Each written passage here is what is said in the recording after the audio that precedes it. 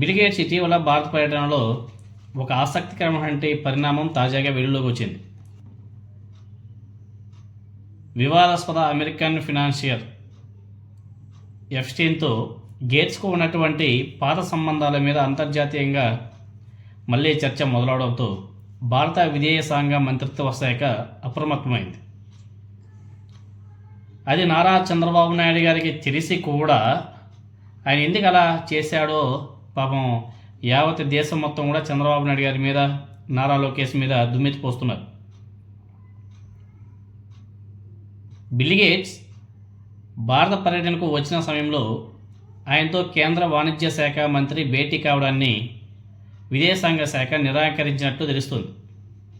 Epstein వ్యవహారంలో gates పేరు వినిపిస్తుండడం వల్ల రాజకీయంగా ఎటువంటి ఇబ్బందులు తలెత్తకుండా ఉండేందుకు ఈ నిర్ణయం తీసుకుంటున్నట్లు చెప్పడం జరిగింది. అదేవిధంగా ప్రస్తుత పరిస్థితుల్లో రాజకీయ కోణాన్ని దృష్టిలో ఉంచుకొని మంత్రితో కలిసి బిల్ గేట్స్ వేదికను పంచుకోవడం లేదా అధికారిక భేటీ నిర్వహించడం సరైంది కాదు అని చెప్పేసి చాలా స్పష్టం చేసింది. ఇక్కడ ఫిక్కీ అనేసి మీకు అందరికీ ఐడియా ఉంటుంది.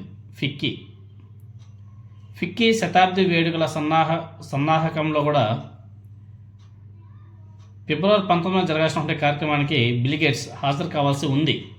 అయితే విదేశాంగ శాఖ సూచనల మేరకు ఈ కార్యక్రమం వాయిదా పడింది. ఎందుకంటే బిల్ గేట్స్కి ఎక్కడ కానీ అనుమతి లేదు, ఆయన ఎవరు కూడా కలవకూడదు, ఎటువంటి కార్యక్రమాలకి పిలవకూడదని చెప్పేసి ఆల్రెడీ విదేశాంగ శాఖ ఒక సూచన కూడా చేసింది. అదేవిధంగా గ్లోబల్ ఏఐ సమ్మిట్లో గేట్స్ ఇవ్వాల్సిన కీలక ప్రసంగాన్ని కూడా చివరి నిమిషంలో రద్దు చేసుకునింది కేంద్ర ప్రభుత్వం.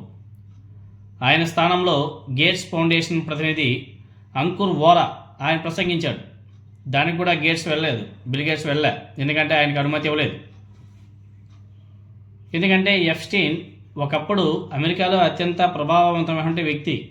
మైనర్ల మీద లైంగిక వేధింపుల నెట్వర్క్ నడిపినటువంటి కేసులో ఆయన ప్రధాన నిందితుడు.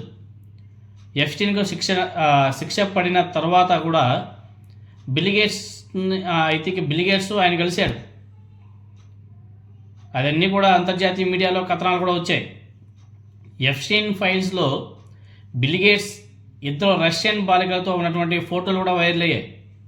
దీని మీద గేట్స్ ఫౌండేషన్ స్పందిస్తూ సేవా కార్యక్రమాల కోసం నిధుల సమీకరణ కోసమే ఎప్స్టీన్స్తో పరిమితంగా సంప్రదింపులు జరిగాయి, ఆయనతో ఎలాంటి ఆర్థిక లావాదేవీలు లేవు అని చెప్పేసి గతంలో స్పష్టం చేసింది. కానీ వివాదాల్లో ఒకవైపు ఉన్న బిల్ గేట్స్ తన పర్యటనలో భాగంగా ఆంధ్రప్రదేశ్ ముఖ్యమంత్రి నారా చంద్రబాబు నాయుడు గారు, ఉప ముఖ్యమంత్రి పవన్ కళ్యాణ్తో, అదేవిధంగా మంత్రి నారా లోకేష్తో భేటీ అయ్యాడు.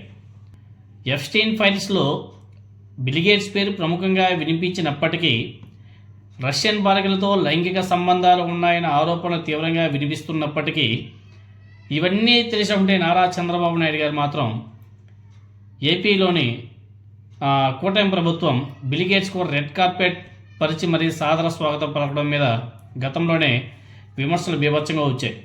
ఇండియన్ ఎక్స్ప్రెస్ వాళ్ళు కూడా చాలా స్పష్టంగా రాశారు.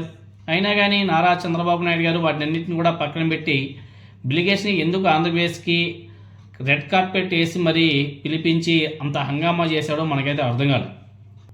ఆ మధ్యకాలంలో మన ఏబిఎన్ రాధాకృష్ణ కొన్ని సన్నాయి నొక్కులు కూడా నొక్కాడు.